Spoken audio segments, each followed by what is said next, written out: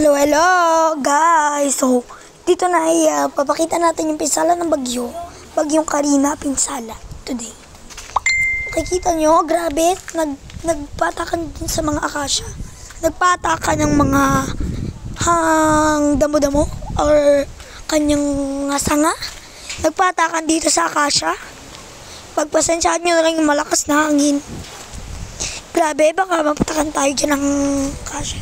Ganyan po yung school, Mariapas Elementary School, grabe. Grabe at grabe talaga. So yan, may mga nakatambak dyan. Yung mga sanga. And ganyan talaga.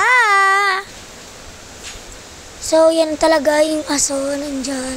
Tapos grabe ang kapal ng ang kapal ng lilinisin dyan, no. Kapal ng lilinisin, pagaganyan. So yan na. Grabe yung akasya, nakalbo na siya, napanot siya sa kanan na bahagi niya na siya, napanot. Kawawa naman, gupit-gupit na. Pupunta naman tayo ng baba. Tingnan natin yung dyan, pinsala. Sa baba, dito sa amin. Sa baba. Yan, grabe makiti, no? Namatay na dyan yung bayabas na may bunga ng kalabasa. Sayang, di ba? Yan na, grabe. Yan na nga yung tingnan nyo. Bumagsak dyan. Kanina yung may vlog ako, bumagsak dyan yung dahil kaninang umaga nga. Sumampa yung malakas na hangin. Ayun, bagsak. Ipo-ipo yung dumani. Tahimik pa lang no, tas biglang lumakas ng hangin. Ang lakas talaga, tingnan nyo. Grabe.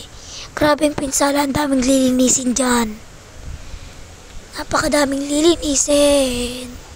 Pero actually, grabe talaga. Yan na, makikita nyo kay Typhoon Aghon. Hindi ko na na-vlog yung kay Typhoon Aghon kasi nga, bigla-bigla na lang nag-brownout nun. Kaya, hindi ko na-send sa inyo, tsaka na-delete din yun.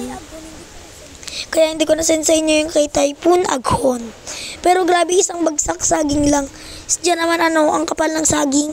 Ang dami, tas kakalahati talaga yung saging. Grabe naman, ang kapal talaga. So, ang lakas pa ng hangin today. Grabe, tingnan nyo. Tas yun, maraming nilipad na bubong. Kaninang umaga, nakita nyo ba yung lipad ang bubong dito? Lipad talaga as in yung bubong. Tapos, dyan na nga, yan ang malalakas na paghangin. Naramdaman natin, grabe talaga ang mga hangin. Naramdaman natin, malalakas. At mag-ingat po tayong lahat, lalo na sa signal number 2 sa Batanes. Signal number 1 naman dyan sa northern portion ng Ilocos region. At sa natitirang bahagi pa ng northern Luzon. Ito na, hanggang dito muna yung vlog natin.